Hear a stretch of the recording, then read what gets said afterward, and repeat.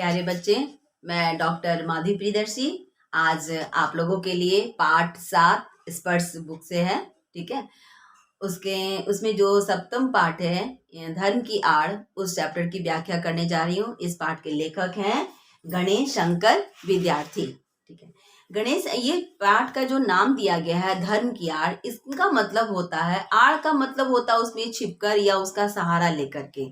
ठीक है, तो धर्म का सहारा लेकर के जो जो काम किए जा रहे हैं, जो दुष्कर्म किए जा रहे हैं या जो पाप किए जा रहे हैं या उत्पात या जिद किए जा रहे हैं, वो कैसे धर्म का सहारा लेकर के किए जा रहे हैं। सवाल ये उठता है कि लोग धर्म का सहारा लेकर ही क्यों कर रहे हैं इस काम को। तो इसके जवाब में कवि ने बताया है कि हमारे भारत में या कहीं भी बता रहे हैं कि हमारे देश में होता क्या है कि लोग धर्म के नाम पर बहुत डरते हैं। बचपन से ही उनके मन में ये डर पैदा किया जाता है कि धर्म के विरुद्ध चलना गलत है।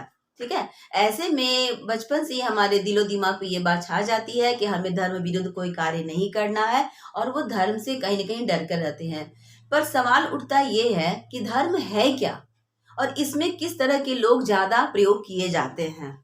तो जो साधारण आदमी होते हैं, जो धर्म को भले ही बहुत अच्छी तरह से नहीं जानते हो, धर्म की व्याख्या करना नहीं जानते हो, लेकिन यदि जो लोग होते हैं, उन्हें प्रयोग करने वाले जो लोग होते हैं, उनका या दुष्प्रयोग करने वाले जो लोग होते हैं, वे धर्म के नाम पे उसे कर लेते, क्योंकि उनको पता होता है वो कौन लोग होते हैं, जो चलते पुर्जे चालाक लोग होते हैं।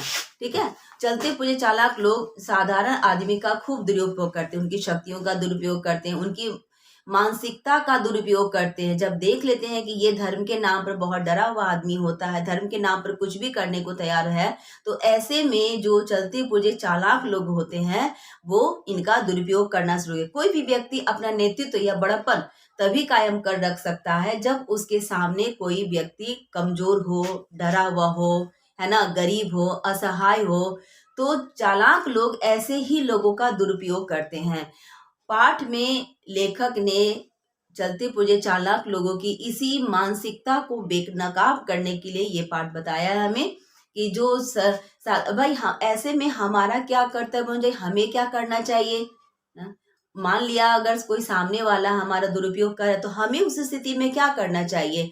तो आप सबसे पहले उनकी बातों को सुने जरूर, समझे जरूर, पर देख लें कि सामने वाला कहीं आपकी किसी मजबूरी का फायदा तो नहीं उठा रहा है, कहीं आपकी शक्तियों का दुरुपयोग तो नहीं कर रहा, कहीं आपको वो गलत दिशा में बहला फुसला तो नहीं रहा है। आप इन चीजों को पहले देख लें, समझ लें और तभी कोई कदम उठाएं।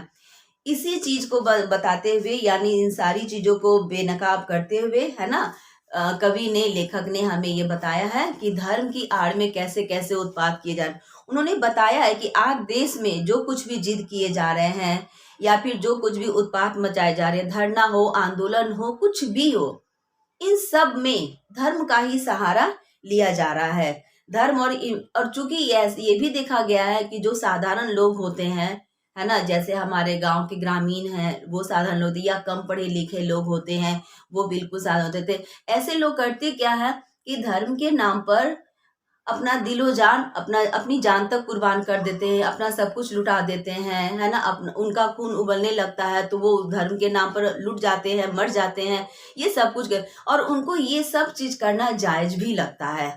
उनको लगता है कि मैंने ये सब किया तो किस लिए किया, धर्म के लिए किया, धर्म की रक्षा के लिए किया। और सच पूछा जाए तो वो धर्म जैसे शब्द को जानते भी नहीं है। ठीक है, तो इन्हीं सब चीजों को बताएं, लेखक नहीं है क्या। तो अब हमारा यहाँ भाई दोष यहाँ पे किनका हो जाता है, तो लेखक बताते हैं कि जो लोग होते हैं, जो चलते पुर्जे चालाक लोग होते हैं, दोष वास्तव में उनका होता है और कहीं हद तक दोष हमारा भी होता है। हम साधारण लोग होते हैं, केवल सामने वाले की बातों में आकर के अपना खून खौला लेते हैं, उबल पड़ते हैं, है ना, किसी भी तरह का नुकसान सहने को और नुकसान करने को भी तैयार हो जाते हैं।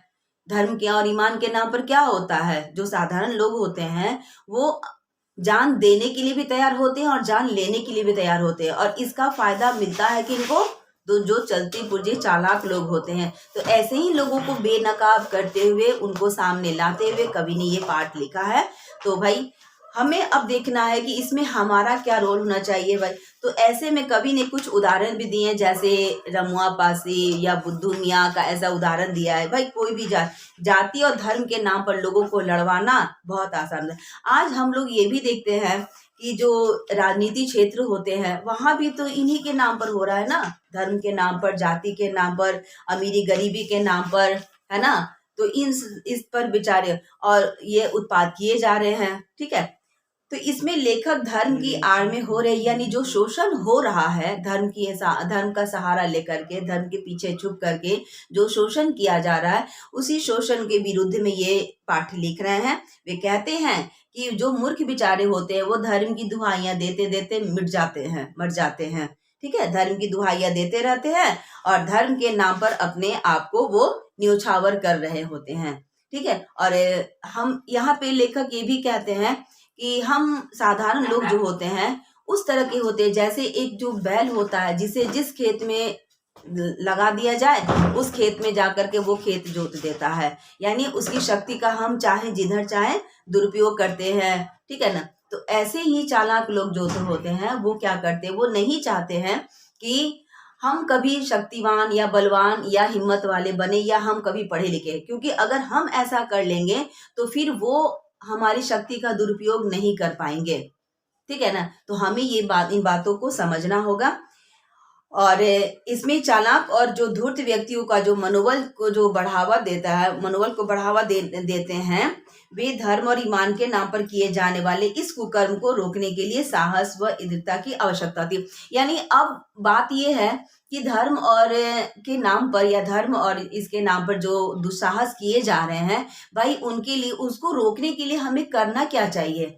उसको रोकने पहले तो आप सामने वाले की बातों को सुने, समझे, देखें वो क्या है और हमारी किस हद तक वो हमारी शक्ति का दुरुपयोग करना चाहता है, ये देखें। और दूसरी बात, यदि आपको लगे कि वो गलत है ना, वो हमारी शक्ति का दुरुपयोग कर रहा है, हमारे मनोबल को गिरा रहा है, तो ऐसे में आपको साहस और दृढ़ता से उसका सामना करना चाहिए, है ना। आप उसका विरोध करें। जब आप बेखौफ हाँ कह सकते हैं तो कभी ना कहना भी सीखें, ठीक है। ऐसे में ऐसे चालाक लोग जो होते हैं जो हमारा दुरुपयोग करने जा रहे हैं, आप उनको ना कहना सीखिए और दृढ़ता से उसका हिम्मत कीजिए, उसका साहस करके उसका विरोध कीजिए। और इसे रोकना अत्यंत आवश्यक है, नहीं तो धर्म के नाम पर लोगों का शोषण किया जाता ही रहेगा। और जो बेचारे जो नहीं जानते, इस बात को नहीं समझते हैं, वो उनके हाथों की कठपुतलियां बने रहते हैं।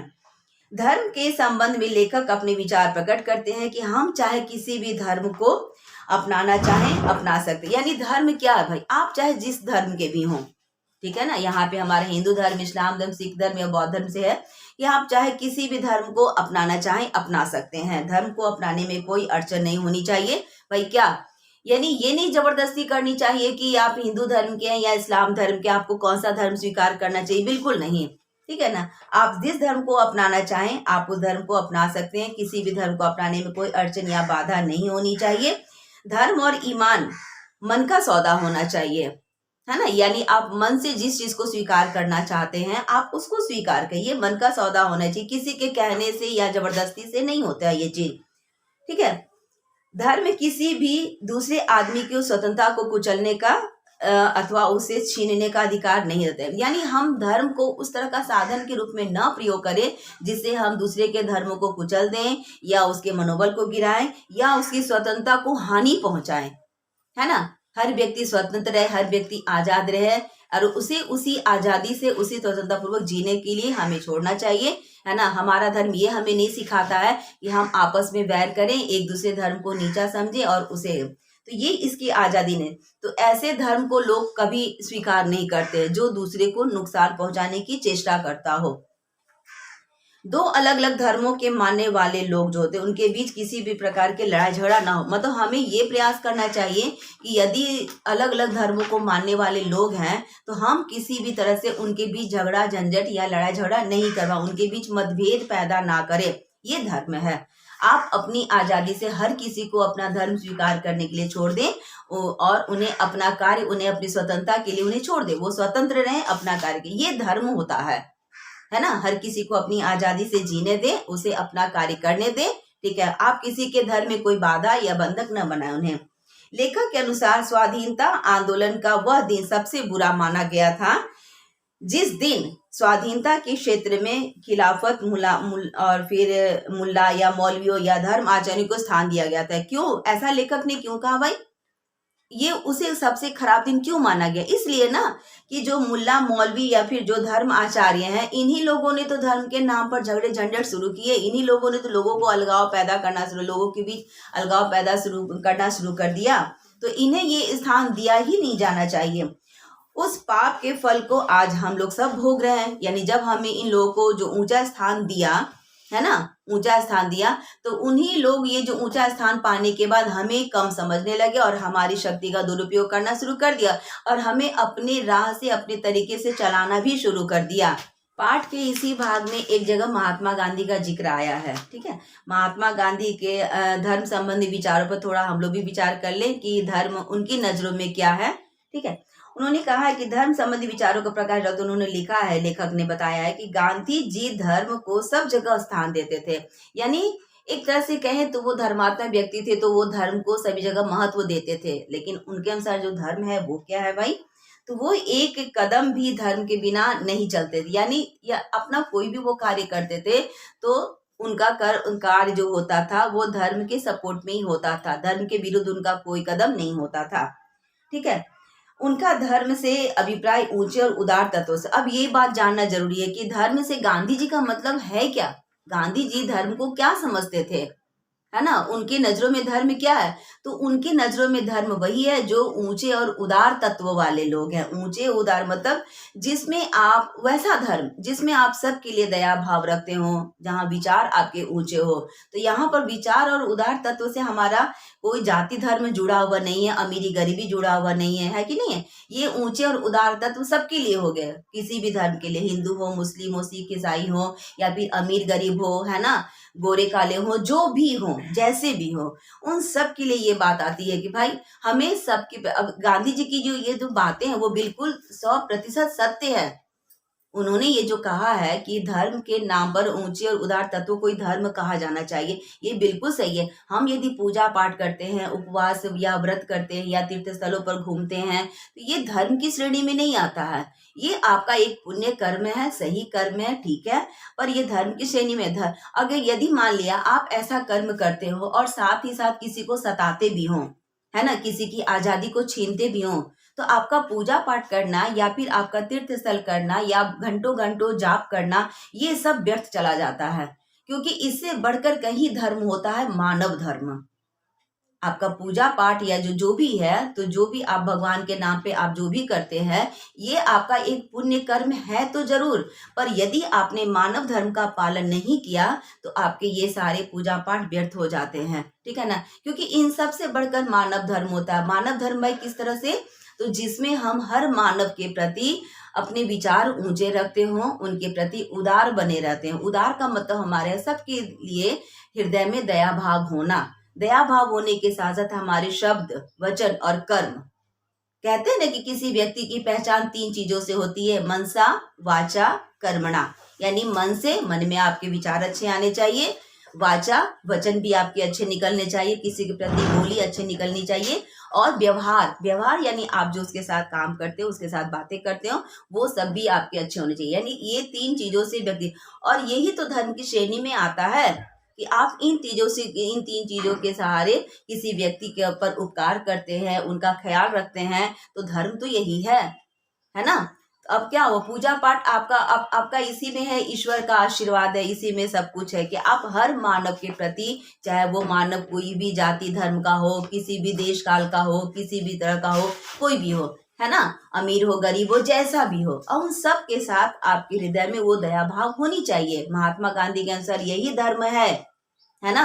इसका मतलब क्या हुआ? यदि आपसे ये कहा जाए कि धर्म क्या है भाई, तो धर्म वही है जहाँ पे हम किसी की आजादी को नष्ट ना करें, है ना, सबके प्रति ऊंचे और उदार भाव को रखते हैं, हमारे विचार ऊंचे हों, तो यही धर्म है भाई। आप इन्हीं विचारों से अब जो कार्य करते हो, सही जाहिर है कि जब आपके विचार ऊंचे होंगे तो आपका कार्य भी अच्छा होगा, और जब कार्य अच्छा होगा तो उसका परिणाम भी अच्छा होगा। तो सबसे पहले आपके विचार ही ऊंचे होने चाहिए, उदार होने चाहिए, है ना। ये मन से भेदभाव बिल्कुल निकाल दें कि कोई ऊंच है, कोई नीच है, कोई अच्छा है, कोई बुरा है, कोई काला है, कोई गोरा है, कोई अपना है, कोई पराया है। ये भेदभाव तो बिल्कुल ही निकाल दें, सबके प्रति ऊंचे और उदार रखें।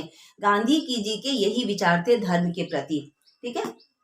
धर्म का अर्थ स्पष्ट करते हुए लेखक भी कहते हैं बाद में कि शंख बजाना या नमाज पढ़ना या फिर नाक बजाना, या कहना चाहते हैं वो कि जो अलग अलग धर्मों में, या जैसे कहीं कोई शंख बजा के पूजा करते हो, कोई घंटियां बजा के पूजा करते हो, कोई चंदन टीका लगा के पूजा करते हो, कोई बहुत ऊंची आवाज में अल्लाह अकबर कहते हो, ऐसा कुछ भी करते हो, सब ठीक है, अपनी अपनी जगह पे सब सही है। लेकिन इतना करने के बाद यदि आप किसी को सताते हैं, किसी को कष्ट पहुंचाते हैं, उनके प्रति ओछी भावना रखते हैं, तो धर्म आपके इन कार्यों का सपोर्ट कभी नहीं करेगा, धर्म आपके इन कार्यों को कभी नहीं मानेगा, है ना। आपका ये सारा कार्य उस समय सही नहीं माना जाएगा, क्योंकि आपने किसी मानव को कष्ट पहुंचाया है, किसी प्राणी को कष्ट पहुंचाया है। ठीक है। तो आप वो अपनी जगह पे करते हैं, वो ठीक है, पर हर प्राणी के प्रति आपके विचार ऊंचे और उदार होने चाहिए। ठीक है। आप दिन भर भली पूजा पाठ कीजिए और शाम को किसी को सताते हैं तो भाई आपका दिन भर का पूजा पाठ यहाँ पे व्यर्थ ही माना जाएगा। लेखक यहाँ पे यही बताना चाहते हैं।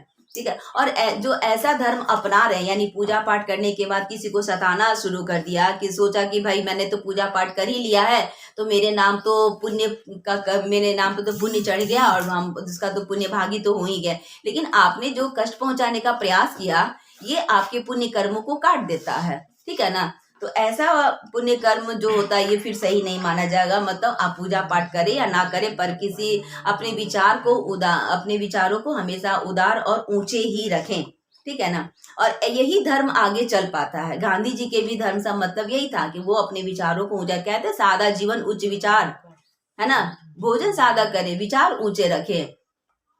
और ये इस तरह का पालन करते हुए जो लोग धर्म का पालन करते हैं, उन्हीं के धर्मों को लोग भी समझते हैं, महत्व देते हैं। ठीक है। अच्छा, अब इसमें इस सबके कल्याण हेतु अपने आचरण में किसी को भी मतलब सुधार। अब यहाँ देखिए, अगर आपको समाज का कल्याण, अगर आप समाज का कल्याण चाहते हो, सबकी भलाई चाहते हो, तो आपको अपने आचरण में सुधार करना होगा। और सभी को, आपको नहीं, हम सभी को अपने आचरण में सुधार करने की सबसे पहले आवश्यकता है। ठीक है। या फिर ला मजहब दूसरों को दुख का ध्यान रखते हो। ला मजहब का मतलब दूसरों के दुख सुख का ध्यान रखते हैं जो, और अपने स्वार्थ की पूर्ति के लिए किसी को भी नहीं भड़काते, वे धार्मिक आदमियों को कहीं अधिक श्रेष्ठ है। मतलब कहते हैं कि जो ला मजहब, यानी अगर हम अपनी भाषा में कहें तो नास्तिक लोग, जो ईश्वर को नहीं मानते हैं, जो मजहब को नहीं मानते, ऐसे ला मजहब या ऐसे नास्तिक लोग यदि पूजा पाठ नहीं करते हैं, ईश्वर पूजा को नहीं मानते हैं, पर किसी को कष्ट भी नहीं पहुंचाते हैं, तो ऐसे नास्तिक व्यक्ति उन धार्मिक व्यक्तियों से कहीं ज्यादा श्रेष्ठ है। आप पूजा पाठ करके किसी को सताते हैं तो ये गलत है, लेकिन आप पूजा पाठ नहीं करते हैं और किसी को सताते बिल्कुल नहीं है, बल्कि उनके दुख सुख का ध्यान रखते हैं, तो आप उन धार्मिक व्यक्तियों से कहीं ज्यादा श्रेष्ठ माने जाएंगे। और लेखक इसी बात को बताना चाहते हैं कि इसमें हमें और सतर्क होना होगा, सावधान रहना होगा, अपने आचरण में सुधार करना होगा, और साथ ही साथ दूसरे की चालाकी को समझें और खुद को सतर्क रखें। इसी बात को बताने के लिए कवि लेखक ने ये पाठ लिखा है।